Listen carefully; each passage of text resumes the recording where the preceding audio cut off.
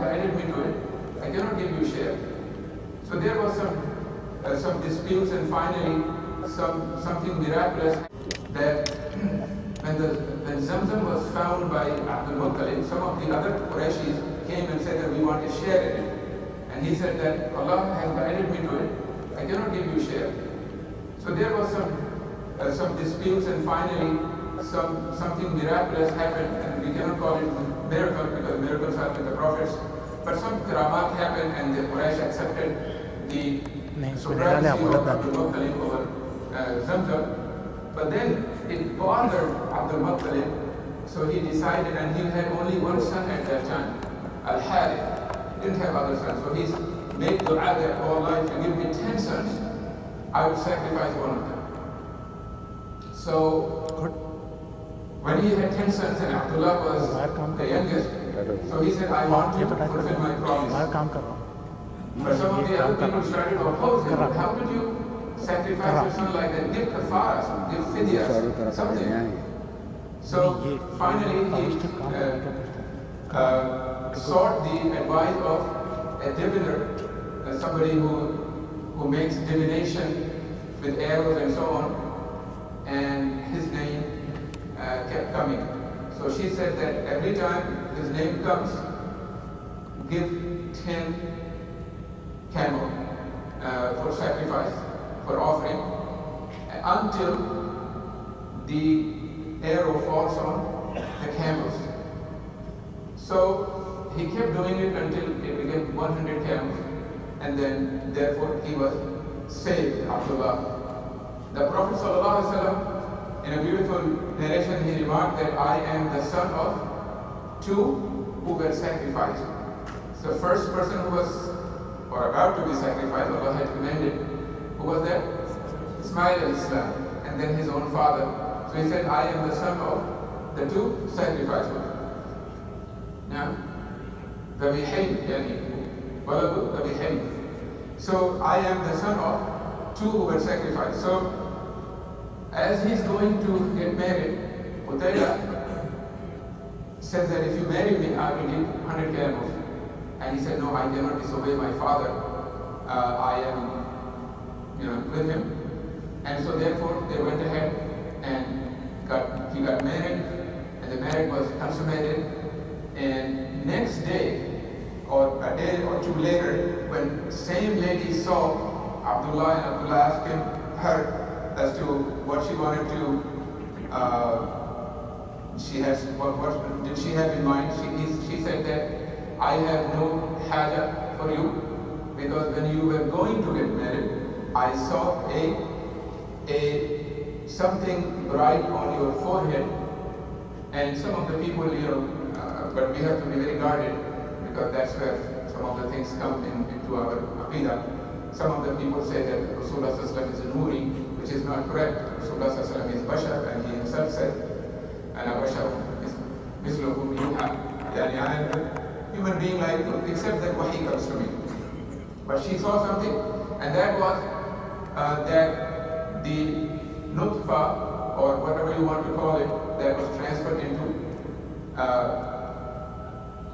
Amina bint Wahab. And therefore, Rasulullah ﷺ, as he is about to be born, there are some signs happening. Now, one of the interesting stories of this time is that Najashi, we are going back to Yemen, the Himyar tribe, and Najashi, everybody knows Najashi, right? Who is Najashi? Help me out. The king of Habasha. And there are many stories about Najashi, right? One of the stories is that he gave refuge to 2 groups of Muhajirun. There were 2 hijras to Habasha. And he gave, what else did he do? He gave them protection when Jafar ibn Abi Talib and the group of people, the Surah Maryam was revealed, part of Surah Maryam, and he kept them, even though the Quraysh kept saying that, send these people back to us. What else did he do? Abu Sufyan's daughter was among the Muhajirun, and he did what? he performed the nikah of Rasulullah sallallahu alaihi wasallam, Najashi, while Rasulullah sallallahu alaihi wasallam is still Medina. Rasulullah sallallahu alaihi wasallam asked him, basically made him responsible for conducting the nikah of Rasulullah sallallahu alaihi wasallam with whom? Habiba, radiallahu anha, the daughter of Abu Sufyan. And then also, Rasulullah sallallahu alaihi wasallam did something for him, for Najashi. He prayed Salatul Janazah for him when he died in Habasha. Some say that he kept his deen secret from his people because it would have created a lot of fitna.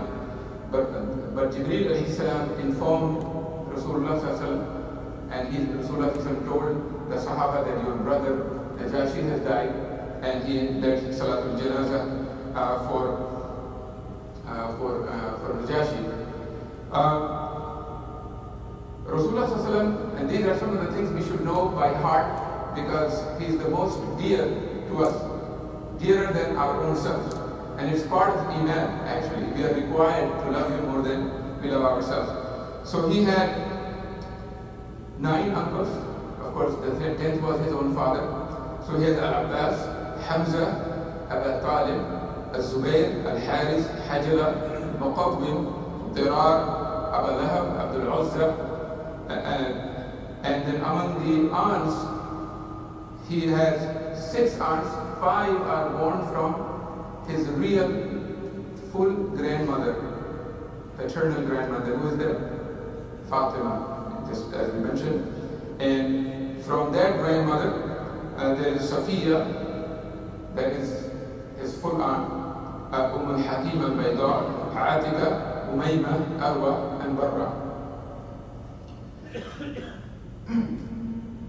From the mother side, and as I said, that the kunya of Rasulullah sallallahu alaihi wasallam, the genealogy of Rasulullah sallallahu alaihi wasallam meets Amina's genealogy or ancestry. Amina bint Wahab bint Abdul Munaf, that's a common ancestor.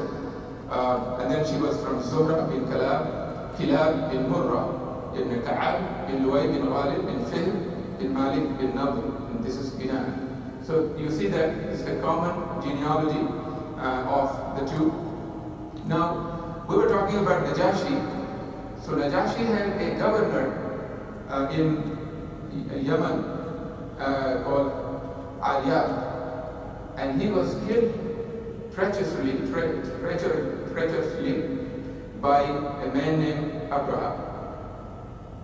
And when Najashi heard about this, he was very angry and he wanted to teach him a lesson. But Abraham was very diplomatic, and he somehow, maneuvered this situation into a win-win situation for himself. And he was forgiven by Najashi. And then Abraham built a beautiful church in Yemen. And his reason for building that church was to rival the Kaaba. Because Kaaba, since the time of Ibrahim alayhi salam, just like he said, وَإِذْ يَرْفَعُ إِبْرَاهِيمُ الْقَوَاعِدَ مِنَ الْبَيْتِ وَإِسْمَاعِيلُ رَبَّنَا تَقَبَّلْ مِنَّا إِنَّكَ أَنْتَ السَّمِيعُ الْعَلِيمُ. So from that time onward, Kaaba is and continues to be a place where Allah's worship does not cease, except of course when they started bringing in the idols. But even in those days, the Arabs will come to perform Hajj. Their Hajj was different, and they would clap and sing, and they would be naked around Kaaba, things that Rasulullah banned afterwards. So he was jealous of the Kaaba. So he built a church, and he said that we'll bring the Hujjaj to this place and just forget about Kaaba. But Allah, this is the house that Allah's Khalil, Ibrahim alayhi salam, has built. And Allah is not going to let go of it. What happened is that one of the persons of Kinana, he went there, and this is something unpleasant and improper, but he went there and he defiled the church, meaning that he relieved himself, defecated in the church. So Abraham was very angry, and he came to destroy Al-Kaaba. And as he is coming with his big army, there is an elephant also, and the elephant's name is Mahmoud. I mean, we have Mahmoud for human beings. The elephant, its name is Mahmoud. Every time the elephant is made to face the Kaaba, it sits down. It refuses to move. And it reminds us of the incident when the she-camel of Rasulullah ﷺ, named Qaswa, when they came to Hudaybiyah, it sat down in a certain place and is not going to move from there. And the Sahaba said that Qaswa is very stubborn. So Rasulullah ﷺ said that she is not stubborn. Just like Habas al-Fil, the one who ordered that elephant of Abraha to not move toward Kaaba, Qaswa has been ordered by Allah subhanahu wa ta'ala to sit here. And we know that the Sulh of Hudaybiyah happened, and it's a very famous treaty, and a lot of the stories, inshallah, when we come to it. So, Mahmoud, when it faces the Kaaba, it sits down, and when its face is turned in other directions, it gets up and starts running. Still, they don't get the message. So finally, and because the Abraha's group is so large and army is so large and people are afraid, the Qabail of the Arabs, which are living around Mecca, they joined him, and some of them became their guide. So Abraha comes near Mecca, and along the way, he's plundering anything that they find, meaning that they are capturing the booty, which included 200 camels of Abdul Muttalib. So Abdul Muttalib goes to Abraha, and he's granted audience with this commander. So Abraha is very, very impressed seeing Abdul Muttalib because he was an extremely handsome person, Abdul Muttalib. So he left his throne and sat next to Abdul Muttalib. He didn't want to invite him to his throne or the large chair that he had, so that his people do not think that he is basically degrading the throne. And he asked him, "What brings you here?" So he said that, "I like my camels to be returned." So Abraham was completely shocked. He said, "When I saw you, I was so impressed. Here I am, I'm going to destroy your place of worship, and all you are concerned about is your camels?" So Abdul Muttalib said that, "I am the Lord of these camels. And the house also has a Lord who will protect it. So this is not my basically responsibility." And he was not able to defend it in all fairness. I mean, he couldn't do anything with this large army that is, threatening and about to kill and maim and destroy. So Abraha said that he will not be able to, your Lord will not be, the Lord of the house will not be able to defend this house from me. So Abdul Muttalib said that, "We will see. We will see."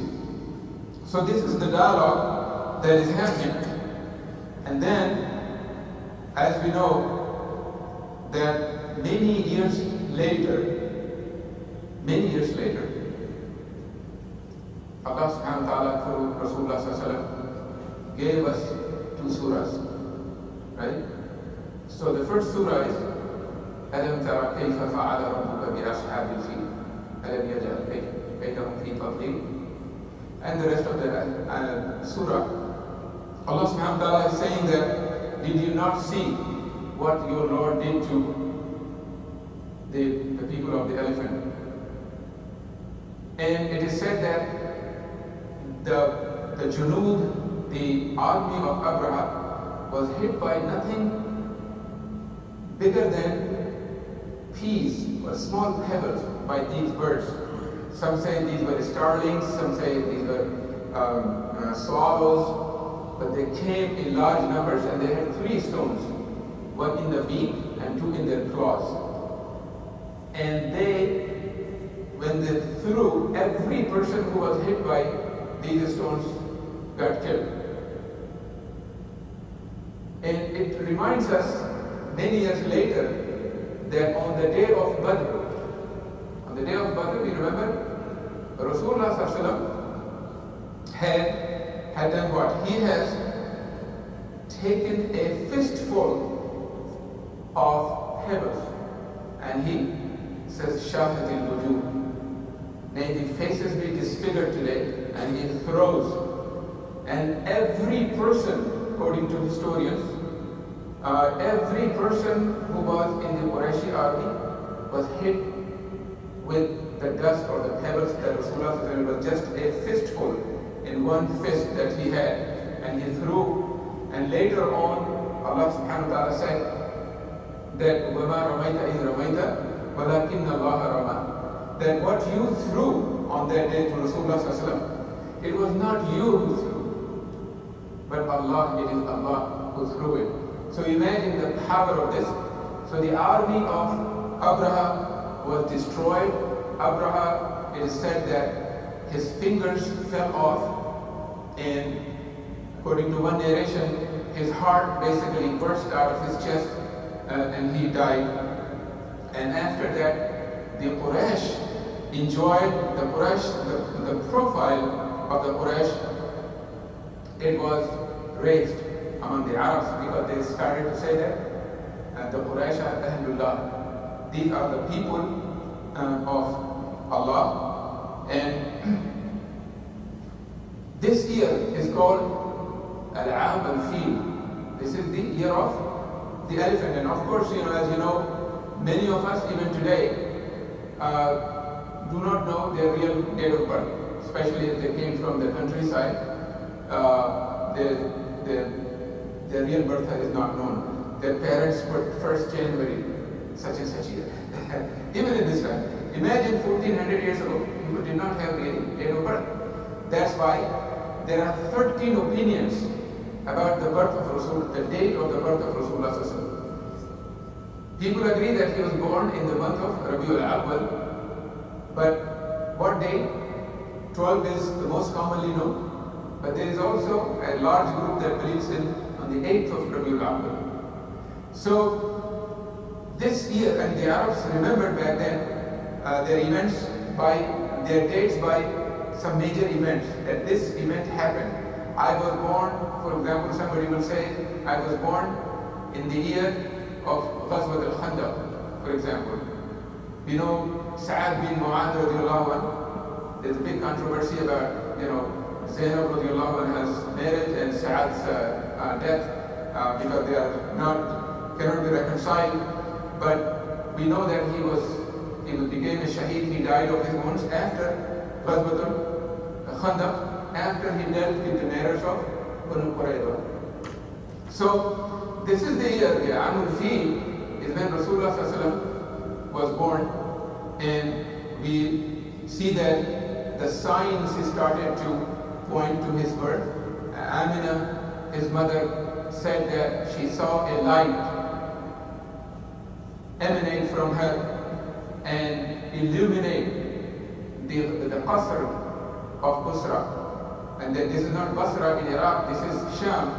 And she reports that also we have stories of Buhaira, the monk, and some other stories about the coming of Rasulullah. And inshallah, without prolonging today's halaqah, we will end it here and we will continue from the birth of Rasulullah next Wednesday, bi'idhnillahi ta'ala.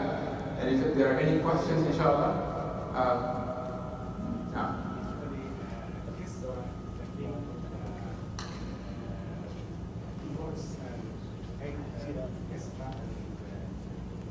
Najashi is the king of the Hajj, and that Najashi is grandfather of Abdul Muttalib.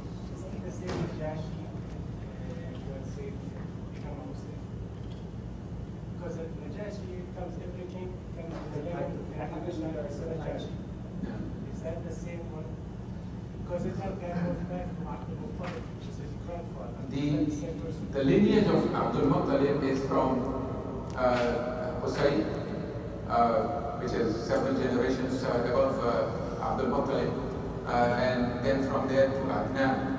And Adnanis were Arabs, and they are Arabs al-Musta'ariba, and they are not from the Qahtan. So the Najashi has no lineage in Rasulullah sallallahu alaihi wasallam.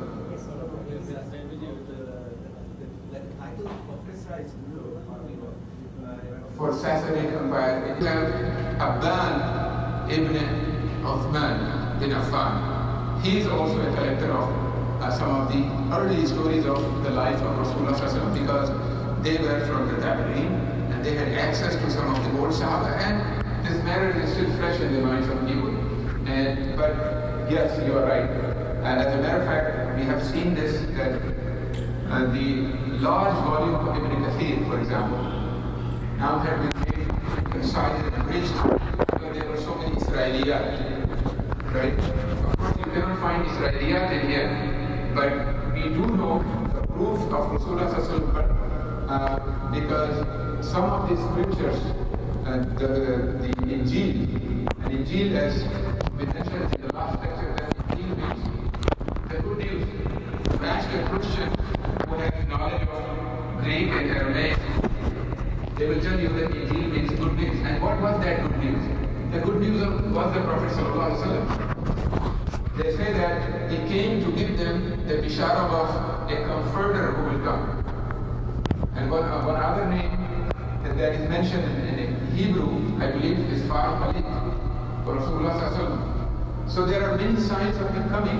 Obviously, some things we can mention only because they do not contradict our deen, but we cannot make fatwa based on those. As you know, that even when we take the hadith, we take only sahih hadith or hasan hadith when it comes to making fatwa. The hadith that are da'if, they are not used for that, but if they don't contradict the overall meaning, then there is no haraj. You are not really making a hukm shari based on something like that. So jazakallah khair.